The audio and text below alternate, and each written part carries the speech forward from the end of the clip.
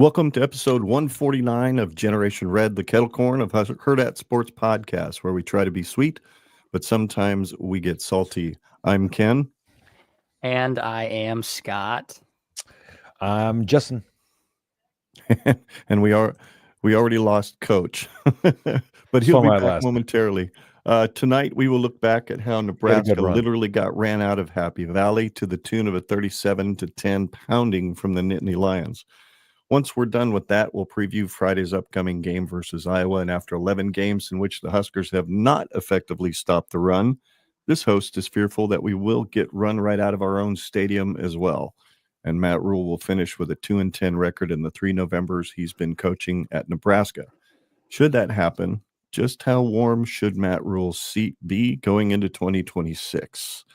Probably not even a question worth asking, but I don't mind asking it myself. Before we get started, though, please follow us at GenRedPod on Facebook, X, and YouTube. Make sure you subscribe, ring that bell, and leave a like on this video. Or if you prefer your podcast in audio format, subscribe to Generation Red on Apple, Spotify, Google, or your favorite podcast app.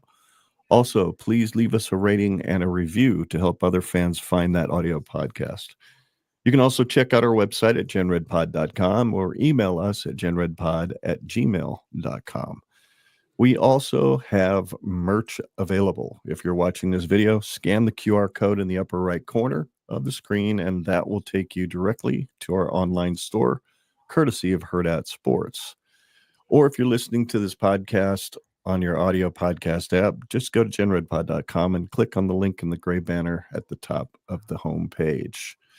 We also want your opinion throughout the show, so please sound off in the live chat as we go through the show tonight, or leave us a comment in the comment section down below if you watch this video on demand later.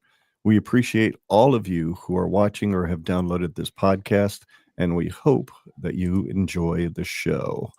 All right, boys, there's not much really to talk about, not much intro stuff to talk about. It was a bloodbath on Saturday night. It was ugly. It was yet again another lackluster showing after coming off of a bye week. It was the second interim coach to beat Matt Rhule at his own game over this really, in some ways, at 7-4. It's still a fairly disappointing 7-4. So right off the bat, guys, I'd just like to go around the horn here, if you will, without. Sorry, I just referred. Did I just refer to an ESPN show? How dare I? Let's just overall thoughts from Saturday. Just take like a couple of minutes each and just tell me what you thought. We'll start with you, Scott. Yeah, I mean, it was more or less what I expected, based on what I saw with my eyes from Penn State's side of the ball. I knew they were just going to cram it down our throat. I don't know about you guys, but it seemed like Penn State's one of the only teams this year that really decided, you know what, we know exactly what Nebraska's weakness is, and we're just going to lean into it until they stop us. I know that we haven't played as many prolific running programs like we have against Penn State, but I feel like even with these teams that haven't had a good rushing attack, they probably could have had much more success against us than they would have if they, would have, whatever. This is kind of what I expected. I hate to say it. I really didn't want to be the guy who's like, oh, we're going to have a blowout loss. But no matter which way I looked at this game, it's like, unless for some reason we just play, like I said in the preview last week, unless we call a perfect game that plays perfectly to our weaknesses and our strengths, I don't know what the game's going to look like. And well, it turns out it's the tune of a 27-point loss. I mean, shout out to Katron Allen, absolute dog. Thank goodness for Emmett Johnson, just being able to still get 100 rushing yards through what was basically there was nothing. We didn't have anything for him. Yeah, I mean, what can you say? I'll say my final thought is it's the first game this year that I turned off in the fourth quarter. It was after they converted on that 4th and 5 or whatever it was. The fake punt. I was like, you know what? Let's go find a movie to watch, because at least there's a predictable ending that I will probably be satisfied with. So I ended up just I watched the movie with Matthew McConaughey called The Last Bus, and that was incredible. Very good movie. Way better end result than Nebraska Penn State. So that's I don't know. There's really not much that I can say. I know you guys probably have deeper, more expounded thoughts. So take it away. Go ahead, Justin. Yeah, just shocked by well, not necessarily shocked, but wanted to see more of the aggressiveness, both offensively and defensively. And I talked about that was going to be the only way that we were going to stand a chance in this game, and just Penn State put us on our heels, and it seemed like they were just dictating what we did, and we didn't dictate a lot of what we did. And it was pretty much running the ball 3 times up the middle is not going to get you very far. It's one of those things where it's just like we talked about TJ's legs making this team better in the red zone, but you gotta flirt with the idea of using them. You got to give at least an indication that you're willing to use them, and that'll kind of help when we get into the Iowa preview just a little bit, kind of where I think we should go with this game plan. But it just seemed like I wanted this team. They were talking about it all week. This team was going to try to run the ball at you. Will they rise to the challenge? And they were challenging them to be, rise up to that and be able to come out with intensity, with fire, and be able to, do your run fits and do your job. And it seemed like that almost like got in their heads, and they played with this fear of like, they're going to run the ball at us. Oh crap. Like, we don't want to make a mistake. And that led to mistakes. They're going to punish you if they're these teams that are going to punish hesitation. So if you're not getting down to stop the run, they're going to make sure they get to the spot before you, and they're going to get you out of the way. And that's what the Penn State did all game. They were able to attack the edges, and they didn't really have to do much with their quarterback. He just came in and did basically just some mop-up work with what he needed to do, and the running backs just did everything that they needed to. It's just the game plan was exactly what they needed. That team played with a fire, and we didn't play with any fire. I feel like we didn't get off the bus. The physicality wasn't there. The aggressiveness wasn't there. It seemed like a team that just wasn't up for the game. And I don't understand why, but credit to Penn State, because they whooped our tails. For sure. What about you, Coach?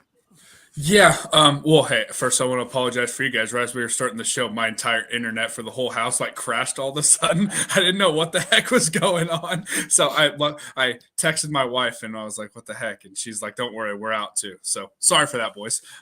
But about the game, no, I just, Justin, I think you really nailed it. Like, I was really disappointed in what I felt like defensively, just a lack of aggression completely. I felt like, kind of like you said, I felt Penn State was dictating to us at every aspect of the game. Defensively, I think it's in the first quarter, I can't remember what drive, but they had a really long run. And I remember we got caught and we blitzed. We had a weak side blitz. We blitzed to the field and they had strong side, to the boundary. And they had a big long run on that. And I think ever since we got caught in that, we went away from bringing any sort of aggression, which is frustrating from our end, because we remember after the Minnesota game, whenever our defensive coordinator says, oh, we got caught and I went away from the game plan. You know what I mean? And it's frustrating because I feel like it kind of happened again. And obviously I don't know that. He didn't say it, but it was on one of the big long runs we had. We blitzed weak side backer and just, blitzed it the wrong way. You know what I mean? And that happens. That's football. We can't just go away from, I don't know. I felt like that aggressiveness went away after that. And I feel like that's at least the second time that's happened this year in these blowout games. So that's been kind of frustrating. And we lost your audio. Oh, there you are. No, I still good. So one of the other things that I was thinking of, we talk about all the complimentary football and winning the middle portions of the game. So I was just going and looking at some of this stuff. And you want to know what's crazy about this game is just I just needed the reminder of it. Like, obviously, I knew it in the time, but like with about 4-ish minutes, about 4:15 left before halftime, that game was 10-3. Mm-hmm.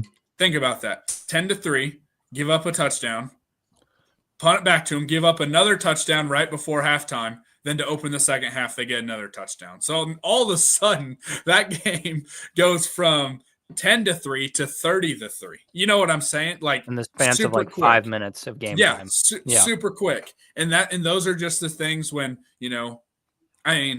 Rhule tries to win those things, and those are important. You know what I mean? And it obviously didn't go our way. And that middle port right before halftime and right after halftime, that's really what lost us. Okay, I wouldn't say lost us a game. We got our butt kicked all throughout. But you guys know what I'm saying. Like, a majority of that scoring happened in that section.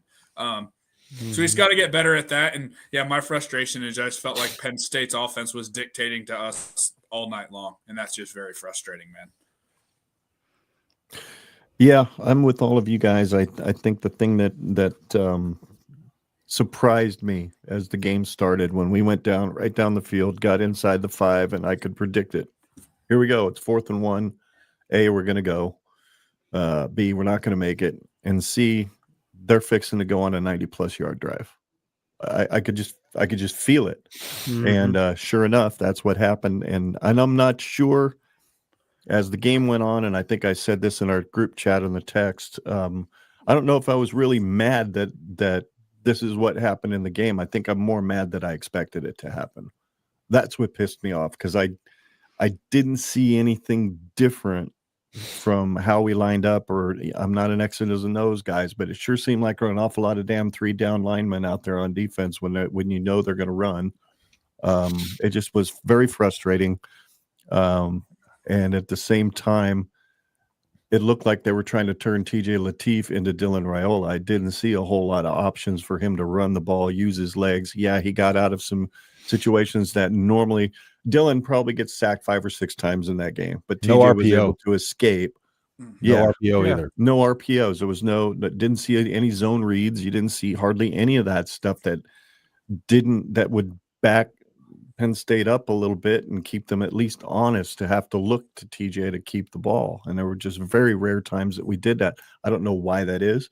Is Dana trying to protect him from getting hurt? I know he's not a big kid, but he's a Division I football player. You send him out there, and if you want to win a game like Penn State, when you know what they're going to do, you've got to be able to do the same thing to him, keep the ball away from him. And I don't think they gave TJ and Emmett enough of an opportunity to do that. So, hats off to Penn State. They did exactly to us, much like what Iowa's going to do this next week, that Nebraska used to do to people back in the 90s. Now, I know there's probably some people listening or watching this, listening to this later, that are going, oh, dear God, referencing the 90s again. Please, I don't want option football again. I don't want option football back either. What I want is an offensive and a defensive line that's scared to the living daylights out of the opponents that they're going to play every single week. Nobody's scared to play us anymore. Now we look like the team that's scared to play, especially on the line. We look tentative. We don't look like we're aggressive. And when we get aggressive and we get burned, our defensive coordinator goes into a freaking shell, as Justin pointed out. It's extremely frustrating. So that kind of leads me to a couple of questions, guys. Some things I'd just like to talk. Justin is the X's and O's guy, and you, Coach, as a guy who coaches. What the heck is Butler's philosophy on defending the run? What is it that he's throwing out there? What is his thought process? What is he calling? Why is he calling it that way? Or if you don't know because it doesn't make sense, just say you don't know. Because for me, I'm looking at it going, it looks very similar from week to week to week, and it hasn't worked. He's trying to stay balanced because he doesn't want to sell out for one thing and get beat by the other, but that's obviously not working. And so you got to just attack it. And if you lose, like the way I put it on my show is, if you go out there and you lose playing with fire under your tail, and you lose because you're playing aggressive and you make some mistakes because you maybe were overly aggressive, I'll take that all day than being put on your back foot, put on your heels because you're playing too tentative and too soft. at least go down swinging and going, attacking what they're going to do, like sell out to stop the run if you have to and make Grunkemeyer beat you with his arm. They didn't do that. They didn't do that at all. We came out, early in that second half with a bare front, and then we kind of went away from it. It just seemed like he was just kind of plugging and playing and hoping something was going to work. But again, it wasn't enough of a game plan. It was more so like, we're going to find something and try some stuff out and hope it sticks, and nothing was sticking. And players, out of position and stuff like that. And like I said, like, I'm cool if they're just playing aggressive and they're putting somebody on their tail, and maybe they over pursue or something like that. Like, let's just go out down swinging like that, not getting blocked completely off our spot, them beating us to a spot, turning us out of the lanes and just pushing us down the field, Yeah, no, I agree. I think one of my frustrations is that, like, we all know, okay, they're running this outside zone stretch, that sort of things. We all know it's coming. And we're just not selling it. I'm telling you, like, I went and rewatched this game yesterday, I really feel like on that first, I think it was that first touchdown drive, we give up that long run on a weak side blitz, and we just stop being aggressive after that. And again, why that's so frustrating is because he said the exact same thing after Minnesota. You know what I mean? And it's just, we're just lining up. I think you nailed it. And that's just what's frustrating to me is, like, everyone in the stadium, everyone watching at home has a pretty good idea of what's coming. Sell out for that. And if they get you, hey, if they catch you with your pants down, that I like to say, I told my defensive coordinator that a couple times this year. Hey, they catch us with their pants down and they score a touchdown off something, live with it. Or don't let them beat you. If Grunkemeyer beats you with his arm, okay, just don't get beat by the run. That's how I feel like, as my coaching philosophy is, I say, hey, if you got one thing that's going to beat us, I'm not letting you do that. You know what I'm saying? Yeah. And I feel like that is probably kind of the opposite, I guess, of how John Butler feels, at least from what I've seen, is he wants to play very balanced and try and, protect everything. And sometimes it's like, hey, let's give up something in the pass coverage. Let's just sell out to stop the run right now. They're running all over us. You know what I mean? So no, to answer I think his philosophy is just be very balanced and try and protect everything, and it's clearly not working. Mm-hmm. Yeah, I think the aggressiveness we saw early in that USC game would be nice to see again. No, very much. Yeah, I think the part that's most frustrating for me as a layman, just a person who doesn't know too much about football, but I can tell when each game there isn't really an identity that we can lean on other than our secondary being pretty good. It seems like game in, game out, there's a different coaching philosophy, there's a different game plan, but it never seems, which is fine if it's like actually matched up with the opponent you're playing, but it doesn't seem like that week to week. It seems like we're just kind of like, I don't remember who said it a little bit earlier. It was either Justin or Coach, but just throwing something at the wall and hoping it sticks. That's what it feels like. It feels like he's playing NCAA and is just going to some random play call selection. Is like, zone sounds good right now. Man sounds good right now. What? Let's click this one. It looks fun. It just is really frustrating to watch a defense look so lost that they don't. They can't commit to anything because they don't actually know what they're committing to. What's our game plan? What's our overall attack we're gonna angle this game with? What are we attacking? What are their weaknesses? It doesn't seem like our defense is educated on what their attack point is for whatever team they're playing. Every once in a while, it seems like we get lucky with USC or when we played Northwestern, or there was a few games where it appeared that we had an angle specifically catered to that team that we were playing. But for the most part, it just seems like the wild, wild west out there. And kind of like what we've just talked about, it just, once we get that big chunk play against us, it seems like we just get white in the face and tunnel vision sets in, cortisol levels go up, and judgment is completely impaired. and there's no longer logical, sound play calling decision being made.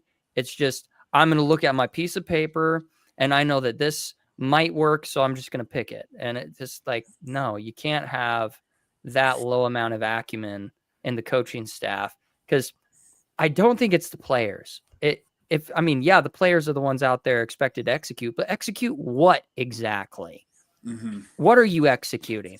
Your coach is the one who's supposed to instruct you on that thoroughly, to a point where you can recite it like it's like you're at a spelling bee. And there just doesn't appear to be that. In our secondary, yeah, sure. Kind of like what the other Dave left a comment for us. I mean, Butler is a top NFL secondary coach, and that's very apparent. Everything else, I mean, we're bottom of the barrel for rushing defense in the Big Ten and in the nation. You can't have that in the Big Ten. You might be able to get away with that in lesser conferences if you back it up with some really, really tangible strength. But since we don't really have a huge tangible strength on the offense to complement our bad defense, it's just a recipe for disaster. So, man, am I way out in left field right now, or I don't know. The only thing I will say is our defensive line talent is not anywhere close to what it needs to be. I agree with that. Yeah, it's nowhere close to what it needs to be, which is why he needs to try to outcoach that deficiency. Wife some. No, but I completely agree, and I feel like a lot of times we damn near run like almost every play with the philosophy of like, don't give up a touchdown on this play. Like some of these times when we get like these third and mediums, and it's like, hey, they've been able to run the ball against us. Why are we dropping so many guys at the snap? You know what I'm saying? Why do we not have enough guys going to the point of attack for the run? You know what I mean? Mm-hmm. It's 3rd and 4. If I'm any team in the country, I'm running the ball against us in 3rd and 4. You know what I'm saying? There's no reason not to. Especially with, I just feel like we've been super safe, and I don't know, obviously our secondary's played pretty well, but maybe that is why our secondary has been playing so well, is because we're coaching not to give up these big pass plays, which in that aspect it works, but as an overall defensive philosophy, I'd say it's clearly not working. And the other Dave, that comment that here, I'll pull it up real quick. That comment that we have, if you're still, in here, and I have a question for you when it comes to that. And when you said Rhule needs to get him help in the offseason, dude, you're the defensive coordinator. You know what I mean? And I guess my other part of that would be like, what the hell's Phil Snow there for? Like, wasn't he partially there to help with that? I don't know. You know what I mean? Like, I feel like he already has help on that side of the ball with Phil Snow. That's just where hey, if you have your ideas, I'd love to hear them. And, I'd love to hear what your ideas for be help, because I feel like we kind of already have that help there with Phil Snow. And also, if our defensive coordinator's needing a bunch of help, like, I don't know how I feel about that. You know what I'm saying? Like, yeah, because they're supposed to be the mastermind. They're supposed to be the architect of the defense.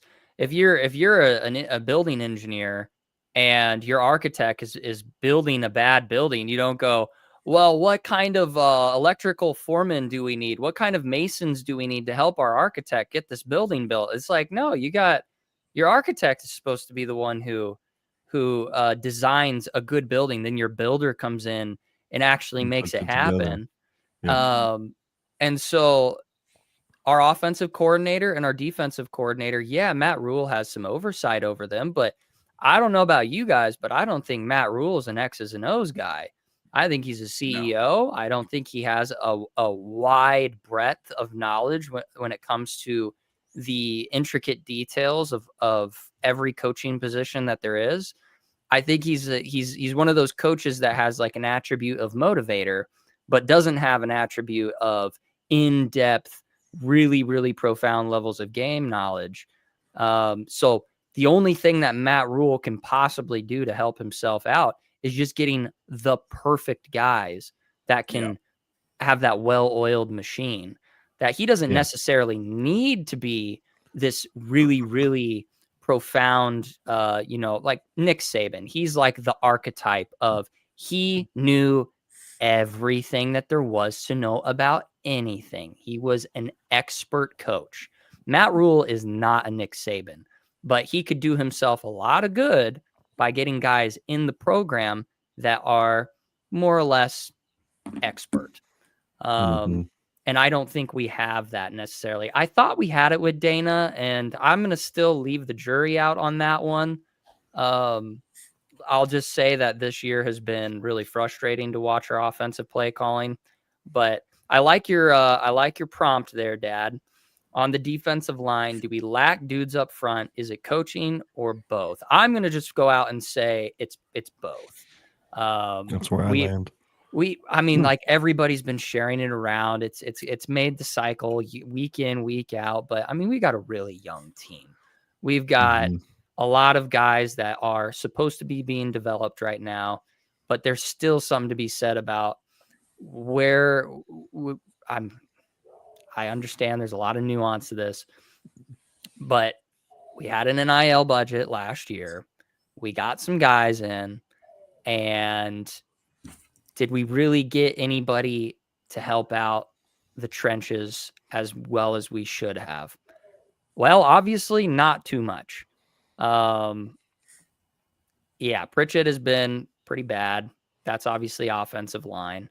But did we bring in a defensive line transfer besides did Williams Nuwari transfer this year? He was he's kind of and that hasn't been defensive bad. end, He's been good. But no, defensive we talked tackle, about it all off season, how we needed to go after interior D line, and we did not. Yeah, we did not.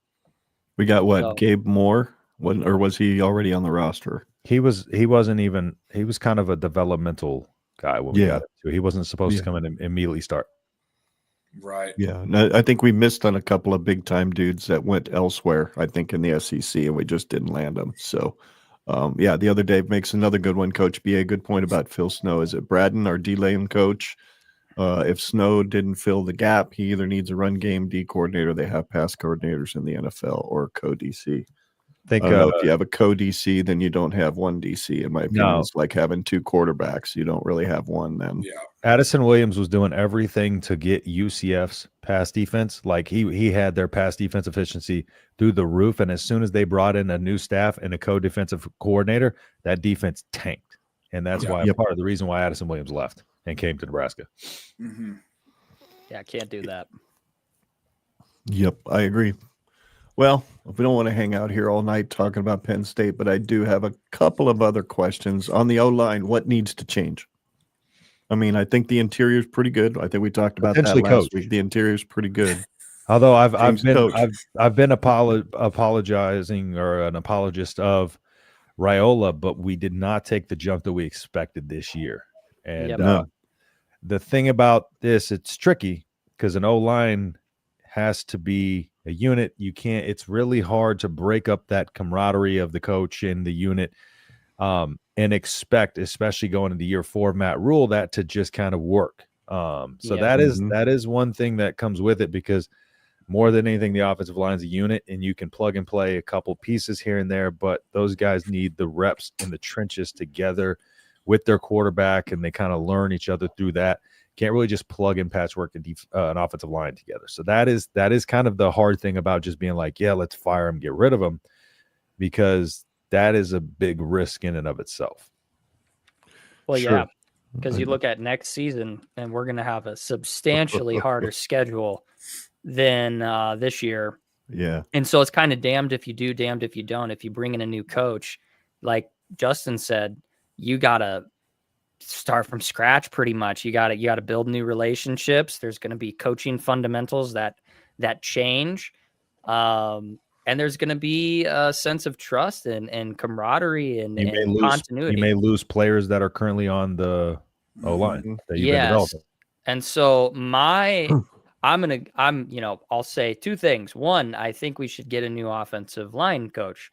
But two, I don't think that's going to happen. And I think we end up keeping Rhule at least till the end of next year. For that reason that I said, it's going to be a tough schedule next year. I think giving this increased budget of NIL, it does give a little bit of grace to that idea of getting rid of him when it's like, okay, Do we get rid of him, or does he get a better budget that he can work with? Let's get a couple guys in here.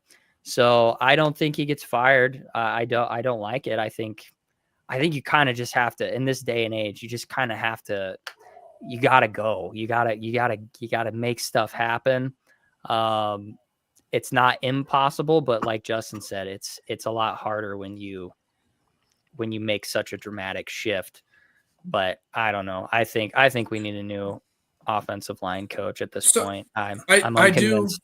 I do agree that, coaching changes, especially with a group like the O-line would, take a lot of the continuity away, and it would be hard to rebuild it.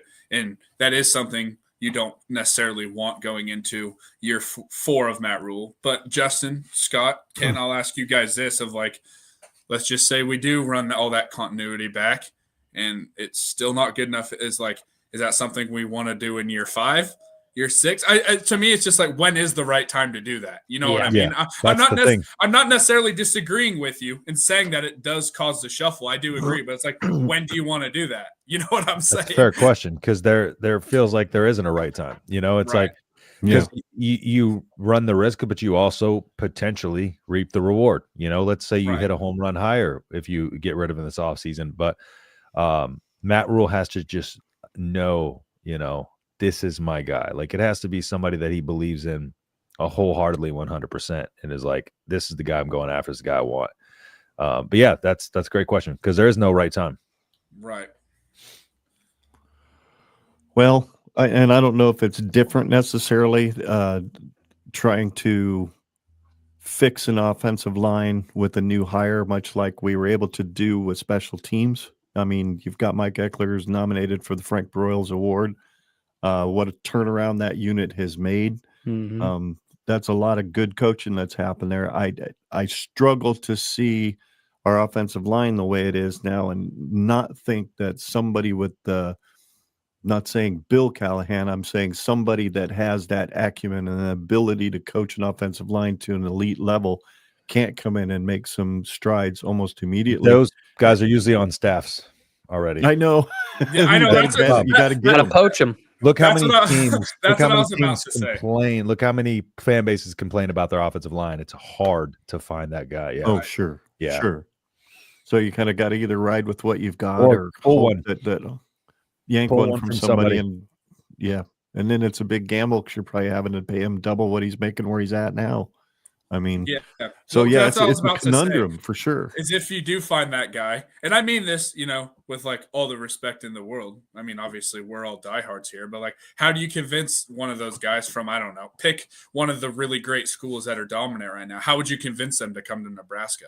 You know what I'm saying? When look at where our program's at. Again, I mean that with all due respect, but if you have a guy that's dominating as an O-line coach in the SEC or the Big Ten, which honestly, those would be the only places I'd be looking, the Big 12, they're not, I mean, they're not shit. No. So you know what I mean? You got to look for those big programs. And it's why would you leave any of those schools to come to Nebraska? I mean, I'm not saying it wouldn't happen. Obviously we got Eckler to leave from Tennessee, but you know what I'm trying to say. Mm-hmm. Yeah, for sure. So another question, why didn't we turn TJ's legs loose on Saturday? And I saw a comment. I'm asking the same question. Yeah. Well, the other Dave said, oh, sorry, Scott, you'd thrown that out there. Yes, looks good. I think we didn't see running RPOs because they put a spy on TJ most of the game. I didn't notice that. I wasn't looking for that. In what you saw, guys, on Saturday, do you think they had him spy most of the game? Throw the RPO still. Throw them out of the spy. That means they're taking somebody out of the run. Yeah. That's what I want. Throw them out of it. And then as soon as they stop spying, run it again. Yeah. Yep. For and sure. You don't even, and with the RPOs, you don't even have to guess. It's not even you have to say oh, I don't know if they're going to spy here. Now it's no, that's the play set up to what are they doing? Here's what we do. You know what I mean? So run it. If they are set up to spy, then throw it, because that means they're taking somebody out of that pass game. You know what I mean? So yeah, no, that is very frustrating on the offensive side. Why that? It was hard to watch. Hard to watch TJ scramble around and do his best Dylan impersonation when that's really not the way he should have been used, in my opinion. We should have had a much more wide open attack with him out there. We just should have. But fourth down analytics and game management. I mentioned this before we went live. Justin, about specifically the fourth down play there. There's a reason the word analytics starts with the word anal, because I think that's where most analysts pull their numbers from. Yeah.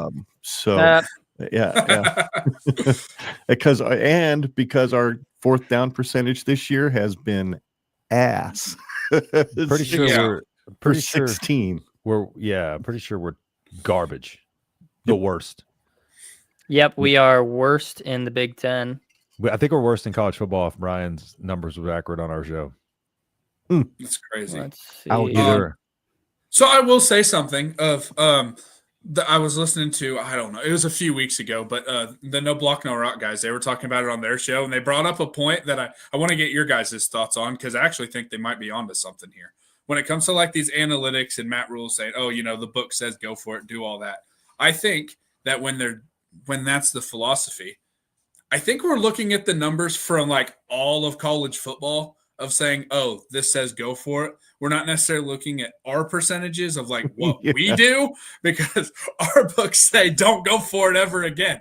You know what I'm saying? But I do think they might be onto something is, oh, you're looking at obviously a larger database of you're looking at thousands of fourth down conversions over the last 2 or 3 years, which is how these big time coaches, they look at it over the last couple years, some 2 years, sometimes 3 years, whatever. I think we're looking at all of them, not just necessarily our fourth downs, which I get why you would do that. But at this point, it's like, hey, what are we doing? Because our things say we're not getting this thing. And right. Well, I don't know if you guys saw it, and I wish I would have saved the tweet. It was a couple days ago that I stumbled across it. It said that the formation that we ran in fourth down was a power I, and we've ran that exactly the same way every single game this season, except for one game. I believe it was the Michigan game, and it was the game where Rhule overthrew Lindenmeyer in the back of the end zone. So every single time we've ran out of that formation, the only thing that we've done is a halfback up the middle. And it's like, what are we doing? If you're going to play that formation, spice it up. I mean, I don't necessarily expect that, if Penn State has these really, really great and competent coaches, good for them. That I don't know if in that moment they're looking like, oh, this is the play that we watched on film 5, 6, 7 times this season. There's a very good chance they're going to run it up the middle. There's probably an unlikely chance that they knew exactly what was happening in that exact moment. But if you're a coach and you are reviewing your own film, because you should be an expert of what you do, you should be able to look back. Okay, how many times we ran this play? 6 times. How many times was it successful? 0. Maybe we should run a different play out of that formation or something. Heck, you could. I mean, it's under center. Maybe you take Lateef out to the edge. I don't know. There's many options, and the one that we did was not the right one. It's just frustrating. I was like, what are we doing? And then I had the same thought that my dad had. I'm like, now watch, they're going to go 98 yards down the field and score on us. Yep. And that's exactly what happened. And then, just game management, man. Matt Rhule is really, really entrenching himself in the reality that he is a bad game manager. Just so many frustrating game management decisions, timeouts called in the most weird ways possible.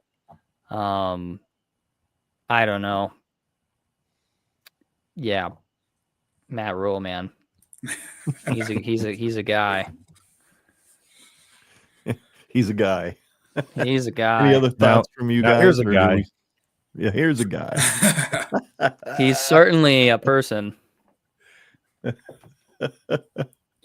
So, I don't know if I should even bother opening this can of worms, but why not? Should we see some staff changes going into 2026? Yes. Okay. Yeah. End of story. We don't need to go further. Good. We're not going to drop the names, but I think we all know who we're talking about, and there might be more than one. So Well, it's game just- ball awards. Go ahead, Scott. I'm sorry. I was just going to say, we're in year 3 at this point. We should see some tangible, noticeable jumps in all of the areas that we've had concern for these 3 years. And at this point, we don't. And yes, the schedule next year is brutal, but if I'm Matt Rhule, if I'm going to gamble, I would much rather gamble on making some staff changes now instead of going 6-6 next season and then being really, really under the gun and be forced to make coaching staff changes when you're not guaranteed that carousel is going to have the guys that you want. And there's no guarantee that he's going to have the guys he wants this carousel this season. But it's kind of like what we alluded to. There's not really the right time, but you got it. I just don't see any way that you can't make some substantial staff changes this year. He's got to, especially for the fan base. We're going to be, if we were, I'm going to speak on behalf of the fan base, and you guys can correct me if I'm wrong, but my observation of the fan base this year was we were optimistic, but we weren't really questioning too many systemic things. We were more worried, do we have the right guys, like the actual players? Do we have the right players plugged into the right spots? That's what we were worried about preseason. There were some questions on staff. How is Terry Braden going to play out? How is Rhule going to do for a third year as an offensive line coach? What is Holgorsen going to look like now that he's got a full season under his belt? There were some coaching staff questions, but it was never who's on the hot seat for coaching staff. Maybe Rhule was in that conversation, but that is going to be turned up by 1,000 times this offseason if there are no coaching staff. If you lose to Iowa, this game. Yes. This game, I know we're going to talk about it, but I'm with you, Justin. This game's huge. It is. If you win, it quiets a lot of that noise. Oh, yeah. It shuts me up entirely. Well, not entirely, but it shuts me up quite a bit. There we go. Game balls. Yeah. Let's talk about some balls from the game. Watch it. I like Justin. I like Justin. I almost think we all should have. We all should get a game ball for Saturday. They had to talk about it for an hour. Yeah. Emmett Johnson was 50% of Nebraska's offense, or very close to it, which he's been just over 40% of Nebraska's offense all season. And then Justin, of course, he said me for having to sit through that stuff. So I had to watch all the congratulations until it went Justin. zeros and then talk about it for an hour. I'm giving myself the game ball. I don't have a ball here, but I'll order one. You didn't want to watch a movie? I did what Scott did, though. I didn't shut it completely off and watch a movie. I came down here to the studio and edited the golf video I put up on my golf channel Saturday night while I had the game up on the screen. So I watched it. Wow, you sent it to me like right before my break at work, so I was able to watch it while I was there. Appreciate it. Thank you. Yeah, that was a fun one for the first time actually filming something and actually playing a course on GS Pro. That thing looks fun. That simulator. Looks kind of fun. It's fun. It's a lot of fun. It's cool. It's very cool. All right, let's turn our attention to Iowa. Keys to victory, boys. What do you think the game plan needs to be on Saturday to get the job done? We'll start with you, Coach. Well, this may be breaking news here. Stop the damn run. That's all you got to do. They're going to try and run outside zone, stretch, toss. Mid-zone. Mid-zone, yeah. They're going to run some split zone on us. Stop the damn run. Sell out to stop the run. If Iowa beats us passing the ball, I literally don't. I don't think they have the ability to do it. What I'm trying to say. So their quarterback had like 60 passing yards into the fourth quarter. He finished with 100-something because Michigan State just completely shit the bed. But he had like 60-something passing yards going into the fourth quarter. Dude, 100%. So that's what I'm saying. Stop the damn run and you're going to win this game. That's really how I feel. You know what I was going to do. That's my biggest – I understand that that's not a very deep and detailed key to victory. But stop the damn run, you're going to be fine. Mm-hmm. Yep. I think you took mine. Keys to victory, number one, is to stop the run. And number 2, let TJ loose. Just let him loose a little. Let him play his game. Let him roll out. Let him make the Iowa defense chase him all over the place. Instead of him trying to get out of their way, make them come to him because he's eluding them all day. Don't try and turn TJ Lateef into Dylan because he's not that. Nope. And that's like he's not that. And I don't mean that in a bad way. He has a different skill set. Use Lateef's skill set to benefit the team. He's a dual threat. Make him a dual Let threat him be offense dual threat. for him. Yeah. Yep. Yeah, I think the real key to victory is we need to be up by 2 scores with 2 minutes left in the game. Period. That would be nice. We have to make a game-winning drive.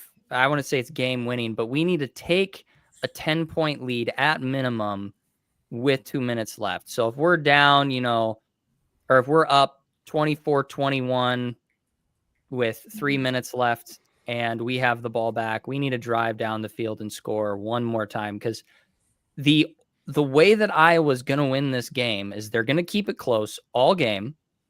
They don't need to ever lead. They don't ever need to trail by too much. They just need to keep it close.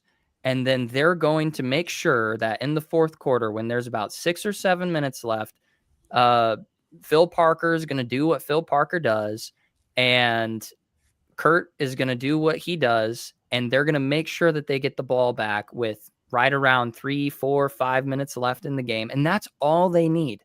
And their guys know. Their entire team knows we have Nebraska's number. All we need is the ball back with 5 minutes left in the game. It doesn't matter if we're trailing by 6. It doesn't matter if we're trailing by 7. We're going to get a game-tying score. We're going to get a game-winning score. If we're tied, we're going to go into overtime, and we know we're going to win. So that's the Iowa formula. It's worked every single year, aside from that fluke year with our interim head coach. And the only way that we won that game was being up, 24-7 or something like that. Right. And they almost came back. They made that game interesting. Yeah. And so literally the only way that we can beat Iowa is by being up 2 scores in the time frame that to Iowa's bread and butter is always made. And that's right near the end of the game. We got to be up by 2 scores. And then the thing that makes it different this time is I trust our special teams. We're going to do what we need to do on special teams. And yeah, they might go down and score and make it a 1-score game again. But by then it's probably going to be too late. So that's my only, because everything else, yes, we need to stop the run. We need to make sure that we keep their arguably better quarterback that they've had in 5 years, which is weird to say when statistically better running quarterback. Yeah. He's got a different archetype than Iowa's ever had in the last 5 years. They're a good team. They've got a great team. They've played some close games. So what are we going to do about it? I know we're not going to stop the run. I would love to see it, but I know it's not going to happen. So we need to score points, and exactly what Dad said, that the part that's paired with that is we need to let TJ Lateef be what his archetype demands. Bar none. There's that TJ Lateef needs the ball, and we need to be up by a couple scores when the few minutes are ticking off at the end of the game. So those are my keys to victory. Go ahead, Justin. Yeah. So the biggest thing is, I think, win on first down again. So help me God, I'm going to come through the screen. No.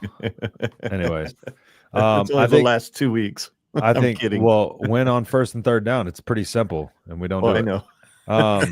For sure. I mean, he's not wrong. Yeah.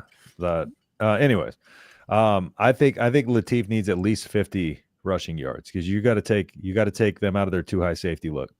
You got to make them bring a safety down to try to match his legs, and then you got to hit 1 or 2 explosives over the top and try to really get them rotating their coverage. They want to stay in that too high. They want to stay in match, and they want to come down, and they want to attack downhill. And you got to force them out of that. And so you got to use TJ's legs. And I think if he runs for anything under 50 yards, I don't think we win this game. So we got to use his legs more, and we got to be a tempo team. We got to they're going to want to rotate a lot of guys through, and so you can't let them rotate. With the tempo, you keep them on the field. You just got to, whether it's you're running little curls. Whatever you got to do to keep the ball moving and keep that tempo going, you got to keep it going and force them to be out there and not make their rotations and stuff like that. So I think the key is Lateef's got to run for 50+ yards. I like it. I'm kind of there with you. I think we need to let him loose for sure. Bold predictions. What do you guys think? What's something you think? Do you think that would be your prediction, Justin, that TJ gets 50 yards? My bold predictions: we win the game. That's pretty bold, buddy. That. I'm gonna one up you, Justin. I'm gonna say we win with a walk-off field goal. Don't put me through that. Oh. Don't put me through that. How I would inject that straight into my vein. Yeah, but I don't want to go through that. That's stressful. 3 seconds left. That's stressful, dude. Just being in that moment. We get a strip sack and we kick a field goal. Oh, dude. Imagine it happening like it did whenever we intercepted the ball at midfield. We're like, oh, we got the game. And then we threw an interception, and then Iowa had their longest run of the game to get in field goal range. Remember that? Dude, that'd be crazy. Oh, dude, that game hurt my dad so bad. He did not attend a single game last year. Me and my dad went to that game in 2023. All of 2024, my dad did not attend a game. He was so heartbroken, man. I don't think it gets more painful than that. He was so heartbroken. Dad, weren't we at that game too? They had their longest run of the game on that last Iowa play. No, we weren't. What was because wasn't that the what year was that? Anyway, 23. I've been to enough heartbreaking Iowa games. Wasn't Kalen the quarterback then at that game? Something like that. I was at the one in 2019 when Duncan blew kisses. That was fun. Oh God. I've got one special teams touchdown, but not by Nebraska. Unfortunately. Oh, dude, what are we doing? You had me in the first half. And then you lost me with the second. Yeah. All right.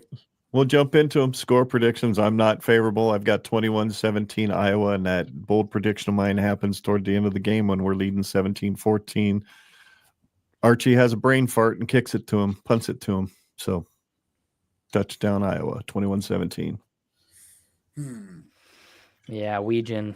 Yeah, don't kick to that guy. Yeah, I hate to do this because the one year that I predicted Nebraska to lose, we won. So I really should try that again sometime, but I just can't. I can't in good conscience. It goes against my moral fabric that as much as I want to believe that we're going to win this game, I don't actually believe it. But for the sake of principle, of upholding my moral code, we're going to win. And we will win 24-21. And like I said, it'll be because we are leading 24-14 with 2 minutes and 12 seconds left in the game, and they come down and score and have a failed onside kick, and we win. Woo! Yay! But more realistically, Iowa wins 34-17. But that would be if a morally corrupted version of me took over. So. Okay, I have my score prediction down. It says 3-2 Nebraska, and I will explain it. Do I actually think that score is going to be 3-2? No, I don't fully believe that in my heart. I will be honest, but here's what I'll say. At least we stopped the run. Hey, at least we stopped the run. That's a fact. Clearly, but here's what I'll say. The reason I put this is because I don't necessarily give a crap what the score is. Nebraska has to find a way to win this game, and that's why I'm predicting we do. I'm never going to put myself in a position where I'm picking these idiots in Iowa to ever beat us. I understand it's happened a lot lately, but I feel like this game is so important, not just for the season, but just as the overall program and the trajectory of where Matt Rhule wants to take this program, you have to get this win here. I'm predicting that they do. Man, this game just feels so important and able to sell the progress that we're making, because I do feel like there's been progress made. But man, if you lose this game, it's honestly a hard sell. It really is. Even though, again, I believe it, but like, lose this game and go 7-5 in the regular season, it's going to be hard to sell. Because I put out a tweet the other day that really the only difference from last year is that you beat UCLA this year instead of losing to them. If that's you got to win this game. So I picked 3-2. Like I said, that's more of just I don't give a crap how it happens. You got to find a way to win this game. Win by 1 point, win by 100 points. I don't give a shit. Win this game. Let's go. Yeah, for me, if we can feed off the crowd, we're at home. So if we can feed off the crowd, we played USC at home. We came out with an intensity. We came out with gave ourselves an opportunity to win that game, but unfortunately, Rhule goes down. So I think we can come out in this game, rivalry game, and come out with some intensity, some fire, and I think put the right foot forward to get this victory. So I think the biggest thing is, like I talked about, just let TJ go out there and use his strength. I think he got valuable experience against Penn State, albeit put in a bad situation. I think that's going to help him, because that means when he's put in a good situation, he's going to be ready for it. So, so go out there, let him do his thing. Defense, play with some fire under your tail like you did at home against USC. I need the crowd to be amped up just the same way. And I think they can kind of feed off that. So, and hopefully hate Iowa enough to not lose this game. I don't care that this is an 11 a.m. kickoff.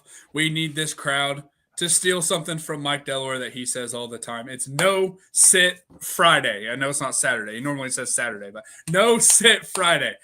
I don't care that it's an 11 a.m. Oh, man. Hey, go up there. Hey, if you're a guy that likes to go out there and throw a few back before the game, I don't care if it's early. Go do it. Fireball wake you up. It's going to be whatever it takes to get you rowdy like you are for those nights. Hey, I was at the USC game. It was pretty damn rowdy. It was one of the crazier experiences. I've been there for some really loud games. Like this USC, that blackout game was legit crazy. We needed that at 11 a.m. Sometimes these 11 o'clock games get a little weird in terms of the crowd energy. It takes a little bit to get going. Screw all that. We hate Iowa. Iowa hates us. We need to hate them with that same passion. Get in that stadium early. By the time that game kicks off, be loud, be rocking. Iowa needs to know that we hate them the same way they hate us. And I don't feel like that's been the case the last few years. It needs to be the case. I need a defensive performance like the Texans had against the Bills on Thursday night. You know how hard it is going from like the best defensive line in the NFL and liking that team, and then going and watching this defensive line. I need that level. Yeah. I need them to just get on top of them and be on them the whole game. And it's gonna be a tough game because it's gonna be one of the first real cold ones. And it's gonna be cold, windy, cloudy. It's gonna be about 30 degrees at kickoff. It's gonna be cold. Iowa loves that. So they love it so much. So we got to have ice in our veins. Literally, they'll be iced. But dude, I don't know about you guys. I'm gonna be watching this game with I'm already gonna be like pre-programmed with like, it just is what it is. I'm just gonna avoid Twitter for a little while because my goodness, that fan base is the most insufferable. Married to their cousins group of people. For sure. There's something. They're like that meme of that. That meme of the dude celebrating with champagne, and he's like super far down at on the like bottom of the pedestal. Like that's Iowa. Every single year they just think they rate, but they yes, they've beaten us like 9 out of the last 10 times we played them. No. That's true. That's a very true point. My God, they just suck so bad. I despise them. I detest them so much, which makes it a true rivalry. Dude, we got to beat them before Kirk retires. Yes. Because You're going to be the reason he does. I just can't. Yeah, I could not. I don't want to live in the universe where he retires, then Iowa delves into an even lower form of mediocrity. And then all it is okay, yeah, we're beating them every year, but their fan base is like, yeah, well, you never beat us in our golden age of Kirk Ferentz. In It's 8 like, and 4 seasons. Yeah, right. Our perpetual. They 8 and celebrate 4. about beating Scott Frost, so we can do that. Yeah, no Yeah, kidding. that's true. Well, as I showed earlier, 20-17 NU says the other Dave, or I go off the rails. Dave, I hate to break it to you. You're watching us. You're already off the rails, I'm but going off the rails either way. but it's okay. But it's okay. We appreciate you watching. So the last question I have for you guys: if Nebraska loses on Friday, whose seat gets warmest? Rhule or ... Well, here's what I'll say though: is what do we mean by like getting a warm seat? Because here's what I'll ask. I mean, we all know Rhule ain't going Rhule's anywhere. fine. He just signed an He's extension, so like He's fine. what does you know? I mean, do you know what I'm saying? Like, what's it mean? Well, whether it gets warm or not, how warm is he going to feel sitting in that seat? He's going Because to it just feel didn't- warm enough to fire some people. Okay, Yeah. It's going to lead to some firings for sure. that would be my guess as well. That would be Yeah, my because guess as well. this season would look a little bit better. Let's say we did finish 7-5, but we knocked off like Michigan or USC, and we just so happened to lose against a different team like Northwestern or something like that. I don't know. I would feel a little bit better in a weird way because it's like, oh, we finally beat a team that's going to finish with 8 or 9 wins. That would be nice. But yeah, given the season, given our what is now a really, really easy schedule, I know that every power index I'm reading, it's still giving us right around the 39th to 40th toughest schedule in the country. I don't believe it. I don't buy it. I think we have a much. Look at preseason rankings and look how often schedules work out the way. You know, everybody was saying Oklahoma was going to suck because of their schedule being so difficult. You know, right? Schedules don't always they've been work good. out. But think about how hard preseason polls are to nail. You know, it's hard to look forward to next year's schedule and think it's going to be chalk. But at the same time, too, like I do think if we beat Michigan and lose to Northwestern, I think the tone changes because then at that point you're like, oh, why did we regress? You know, so like I do think recency bias is a thing for sure. too. So No, I hear you on that. Oh, for sure. I just feel like this year, if you lose to Iowa, it's like, oh, you got to end. No, the thing is, did we beat any good teams? Recency bias includes beating Iowa. Yeah, that's as recent as it gets. Yeah, because I'd say that 100%. the only improvement that Matt Rhule has made, which has resulted in bowl games, is just that he moved us from bottom feeder to just below middle tier. That we went just past that bottom feeder to where we're bowl eligible. And like, that's it. That's how far the needle has moved as a program. We're still not beating teams that are going to, that finish, that crazy stat where it's like Rhule's been 0-10 versus teams that finish with 9 or more wins and 1-9 against teams that finish with 8 or more wins. Like we beat one team with 8 or more wins. So we are not progressing in any sort of way that is indicative of higher levels of success, at least not yet. So yeah, this, and the thing that's crazy is even if we do beat Iowa, we still won't do anything in that stat department because Iowa will finish 7-5. So they won't have even won 8 games this year. So it's hasn't Cincinnati won 8? Aren't they 8-3? I think so. My I have to go back and look. My prediction was 8-4. So if we beat Iowa, yeah, no, that was mine too. There. And hey, so hey, do you guys want to know something really good? Is my prediction? You didn't let me answer. No, sorry. All right, I'll shut up. No, so far I've been 100% on which games we're win and loss, and I predicted an Iowa win, so we're finishing 8-4. There's no need. You don't even need to watch the game on Friday. Just we're winning. It's all good. Yep, that's how it was for me. I had Michigan, it. USC, Minnesota. Those were the teams, and then Penn State.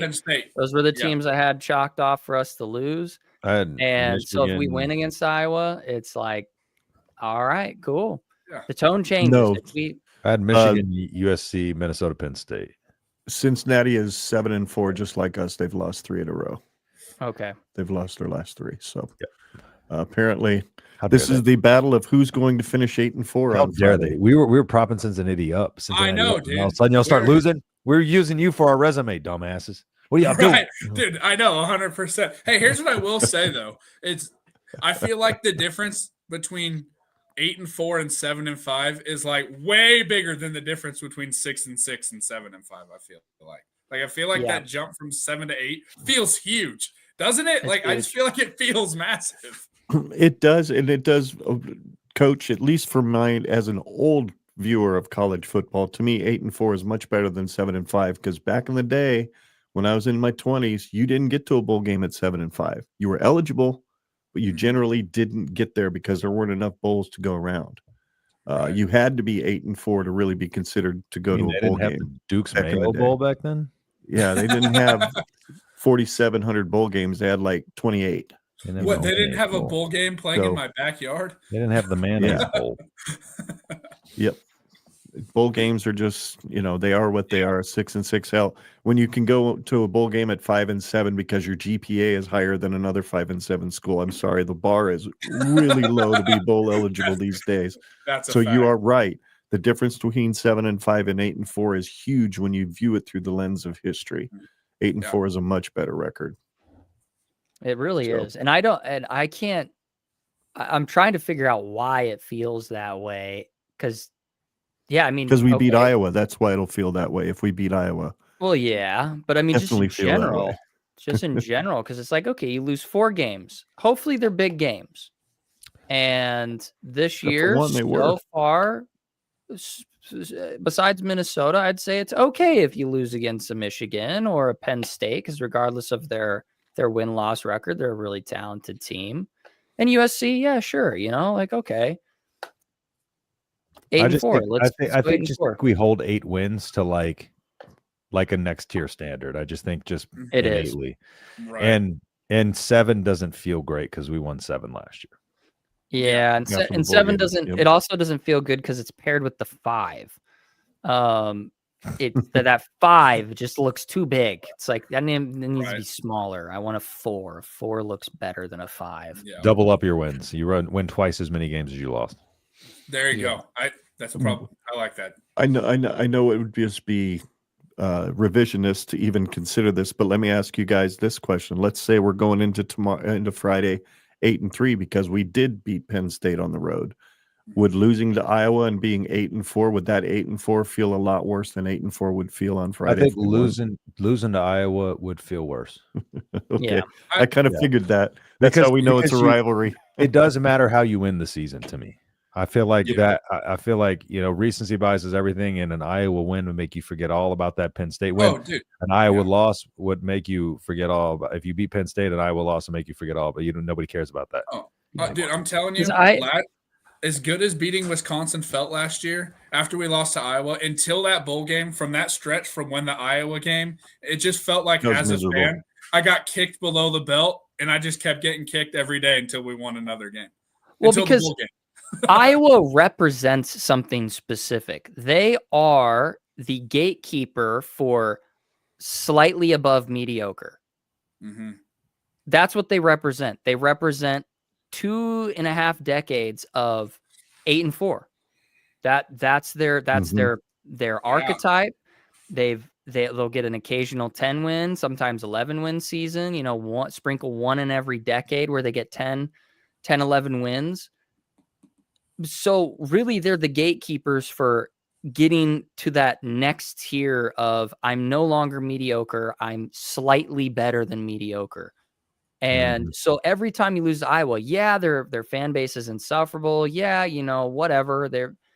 They are what they are, but they represent something on a deeper level as a fan, that it's like our team represents what we can and can't win. If we can't win against Iowa, then we are not moving forward in the right direction that we want to go as a program. So every single year, if we can't beat Iowa, that's a great marker for how are we progressing as a program. Because good teams beat Iowa. Mediocre teams don't beat Iowa. So we've been a mediocre team for a long time.